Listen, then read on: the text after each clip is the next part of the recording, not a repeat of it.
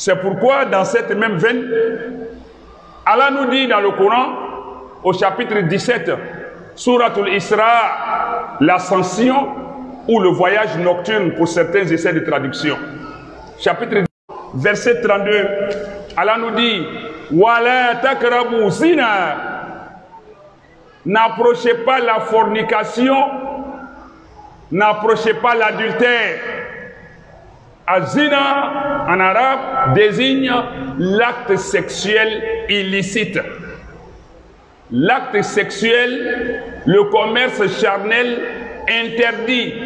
Cela est appelé par un seul mot, azina. Maintenant, en français ou en d'autres langues, ça se traduit par fornication pour celui et celle qui n'ont pas fait, qui ne sont pas mariés, qui n'ont pas connu de mariage. Et adultère pour celui ou celle qui est dans un foyer. Mais dans l'un et l'autre des deux cas, ça se résume en l'acte sexuel interdit, illicite, à zina. Quand on n'est pas marié et qu'on s'adonne à cela, cela est traduit par fornication, que ce soit pour le garçon ou la femme. Mais quand on est marié, c'est appelé adultère.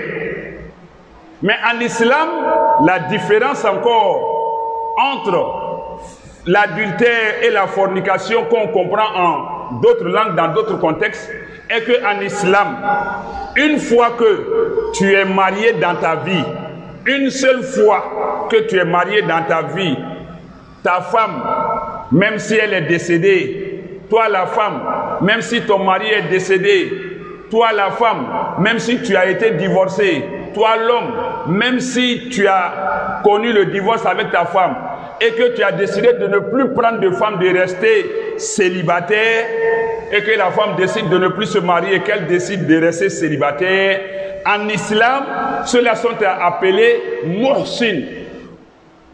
Muhsin, ça veut dire quoi? Malgré le fait qu'il n'a pas de femme sous son toit, malgré le fait que la femme n'est pas sous le toit d'un homme, parce que son mari est décédé, elle n'est pas encore mariée ou bien elle ne veut pas se marier, ou parce qu'elle a été divorcée, elle ne veut plus se marier, elle se croit célibataire. En islam, si elle fait elle commet l'acte sexuel, elle est sous le coup des gens mariés. Ce n'est pas la fornication, c'est l'adultère en islam.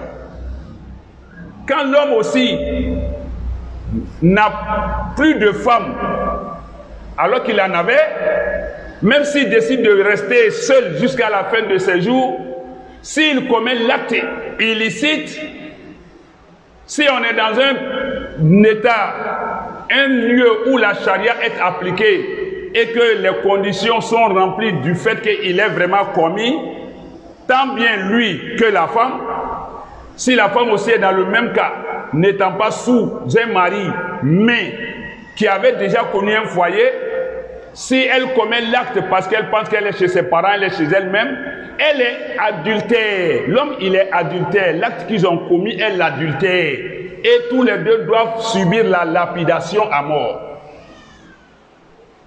C'est pourquoi Allah nous dit, donc quand on dit fornication, c'est celui qui n'a jamais connu de mariage, celle qui n'a jamais connu de mariage. Mais ici, être seul ne veut pas dire qu'on est célibataire. Chez les autres, on est célibataire. Même en islam, on est célibataire, mais on a le statut de l'homme marié, de la femme mariée quand on commet l'adultère.